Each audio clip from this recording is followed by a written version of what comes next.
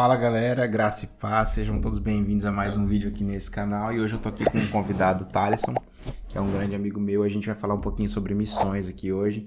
E não se esqueçam já de que você já tá aqui nesse vídeo, já se inscreve aqui nesse canal e acompanha isso aqui com a gente. A gente vai estar falando um pouquinho aqui hoje sobre missões, sobre evangelismo, sobre o que tem para acontecer na nação brasileira e em todas as nações do mundo, a grande colheita que tá por vir. Amém. Né, cara? Então, assim, falando de colheita, o que a palavra tem dito, assim, o que Deus tem falado com você sobre isso, sobre esse assunto aí? O Senhor, esses dias, o Senhor tem falado muito sobre a volta dele, né? E ele tem falado sobre uma geração que são chamados filhos de Deus, né? Os filhos de Deus, aqueles que a natureza aguarda. Só que se você for voltar no texto lá na época de Moisés, o que aconteceu quando Moisés nasceu? O faraó mandou matar todas as crianças. Aí veio, só que Deus pegou e salvou aquele que tinha que libertar o próprio povo. Quando Jesus nasceu, o que aconteceu? Herodes mandou matar todas as crianças. Mas Deus pegou, tirou Jesus do meio e lançou no deserto. E o que está acontecendo hoje? A geração está sendo morta por veneno que está sendo lançado. Verdade, cara. A questão de escolhas que não condizem com o evangelho. E eles estão tentando parar isso da gente.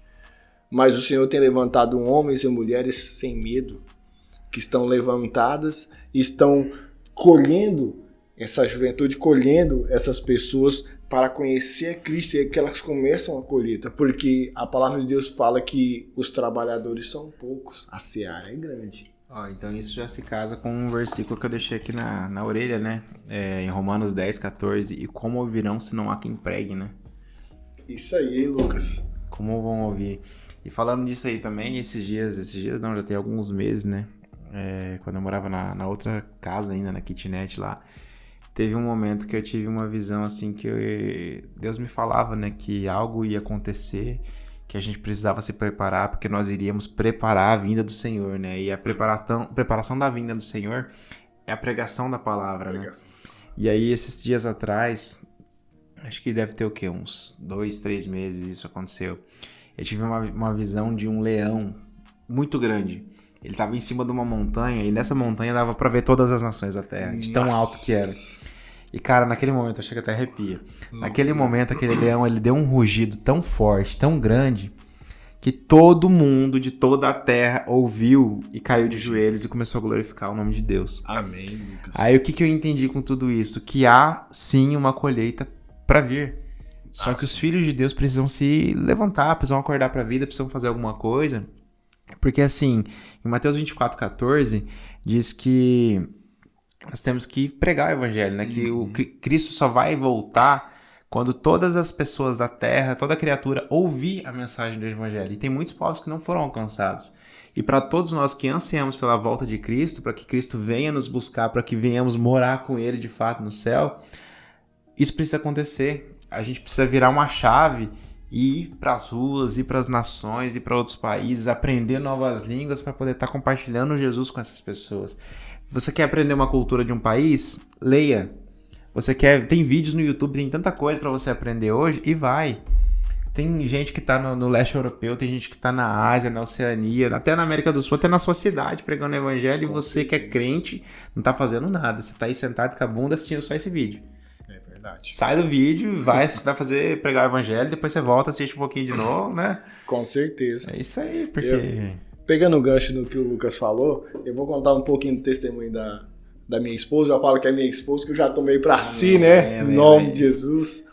Assim, ela teve, na época do Covid, no tempo do Covid, ela foi pra UTI, eu acho que 80% do pulmão dela foi comprometido, ela ficou entubada, né? Ela não entubaram, mas ela ficou em coma durante os dias. E nesses dias o Espírito Santo foi e tratou com ela algumas questões, porque ela é ministra de louvor desde os 13 anos, ela já é de um contexto de igreja, e o Espírito Santo, uma das características que muito me chamou a atenção no que ela falou, foi que o Espírito Santo pediu para ela ouvir mais as pessoas e amar mais. E ela começou a ouvir que ela falava muito e, tipo assim, ela sempre queria ter razão. E quando ela parou para ouvir as pessoas, ela viu que não era daquele jeito que ela queria. Então ela começou a ganhar pessoas, começou a tocar pessoas através daquilo que o Espírito Santo parou ela num contexto, né? E ela começou a ganhar outros campos. Amém. Então, assim, será que é preciso Deus te parar? Deus te jogar num contexto de um hospital? Deus te jogar num contexto de luta, de perseguição pra tu acordar? Olha, eu fico olhando pra vida desse cara aqui, mano. Um cara de Deus, um cara teve câncer, mano, mas até ali, com um tumor dentro dele, ele orou e uma mulher foi curada. Ele também teve a oportunidade de pregar pra todos os enfermeiros do hospital, dentro do centro cirúrgico, falar que Deus tava ali. Então o homem tá com o coração no evangelho do reino.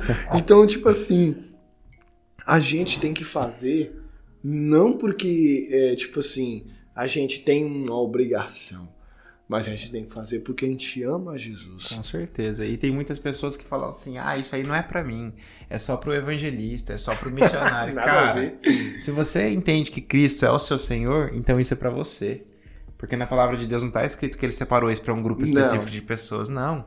Ele falou, ide por todo mundo pregar o evangelho a toda criatura. Ele não falou pra vocês evangelistas, ele falou, não, ide significa todos. Pra todos. Então não é só pro Tyson, pra mim ou pra outra pessoa, não. Você que tá me assistindo também, independente de quem você seja, você tem que pregar o evangelho. Com você certeza. Tem que pregar o evangelho. E pregar o evangelho, gente, não é só você pegar uma Bíblia aqui e você pegar e testificar e trazer algo teológico. Não, nada a ver. Você pregar o evangelho é você dar um abraço na pessoa e falar assim... É o seu modo de viver também. Isso aí, Lucas. Então, assim, por exemplo, o Lucas ele já tem uma experiência maior nessa questão evangelística. Ele já foi em outras nações, a vida dele já é um evangelismo. O cara vive só coisas sobrenaturais. Amém. Então, assim... Receba. Amém. Então, tipo assim, aqueles que são chamados para viver uma vida com Jesus, eles têm um estilo de vida de evangelismo, igual a minha vida, a vida do Lucas, e alguns que estão assistindo também devem ter uma vida. Amém. Mas às vezes você que tem um contexto de crente, vamos falar, você tem vivido um mundo gospel, que é um mundo corrompido, vamos dizer, mas assim, você não... eu não sou para, igual o Lucas falou, não sou para pregar, eu não sou para falar... Mas assim, não é obrigado você falar. Deus vai te usar da forma como você é. Do jeito que você é. Porque você fala assim, às vezes eu não tenho jeito pra falar, não tenho jeito pra fazer essas coisas. Deus, ele usa as pessoas da forma como ele quer. Então se permita ser usado.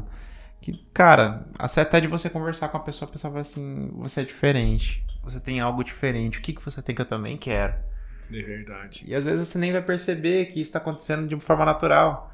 E aí você vai entender que era Deus usando você, porque você permitiu. E aí, tipo assim, falando em permissão, né? Eu vou ter que passar por mais uma cirurgia, porque ela vai ser a terceira já esse ano, né? Eu falei até em alguns vídeos atrás aí. Mas eu falei pra Deus o seguinte... Inclusive, acho que se você estiver vendo esse vídeo, acho que você vai ver depois da cirurgia, talvez antes, não sei, eu espero que você veja logo.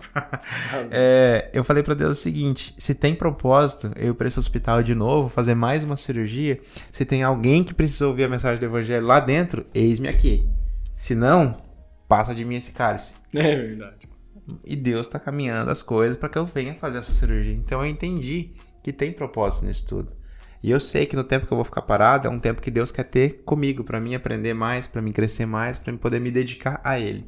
E uma coisa que eu quero falar também, às vezes alguns que estão me escutando também, têm colocado muito em mimimi. Acontece corpinho isso, não sei o que, é o coitadinho. Gente, eu quero falar algo para você aqui. O evangelho do reino, ele não é um conto de fadas. Não. O evangelho do reino é cruz, é sacrifício, é você mesmo estando incapacitado de fazer algo, você faz pela força de Cristo que tem em você. E eu vou falar uma coisa para você. Yahvé, o nosso Deus, ele é o maior especialista em rejeição. Porque você às vezes tá aí, mas meu pastor me rejeita. Não, cara, Yahvé foi rejeitado pelo próprio povo. Inclusive, talvez até você mesmo tá rejeitando ele agora, com certeza. E ele parou de te amar? Nunca. E ele parou de te abençoar? Não, nós somos abençoados por Yahvé. Até às vezes nós entristecemos. Agora fala assim, que prova de amor que o cara vai lá e se entrega. Ele deu a vida dele por você e por mim, cara.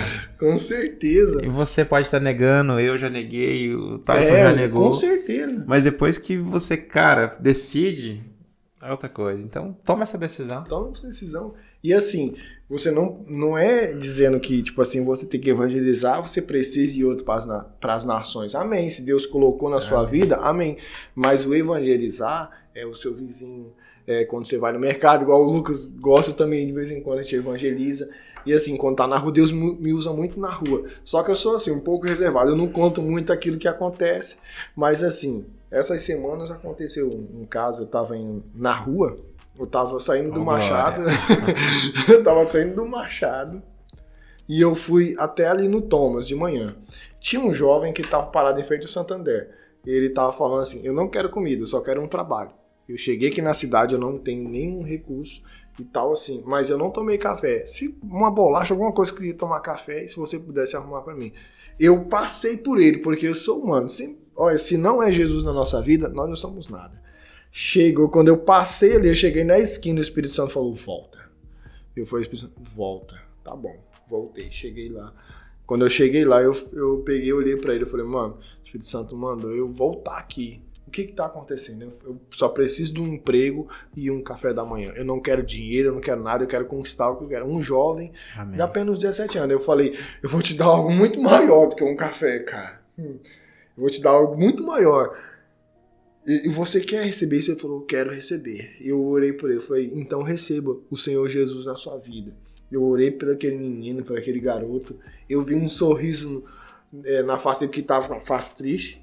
Eu vi um sorriso, então Jesus foi mais importante, ele já ficou feliz. Eu fui lá na Estância Bahia, eu falei, Thomas, tem alguma coisa pra gente dar pro jovem? Tem. Peguei ali, eu ia fazer um orçamento no Dubai. Aí eu deixei as coisas pra tarde, porque Dubai mais importante pra mim é no Jardim Dubai.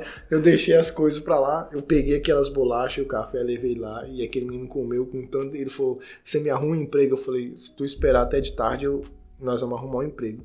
Aí depois a gente apareceu lá, à tarde ele já não tava lá, ele já tinha arrumado, porque ele tava na casa de apoio. Já arrumaram o emprego pra ele.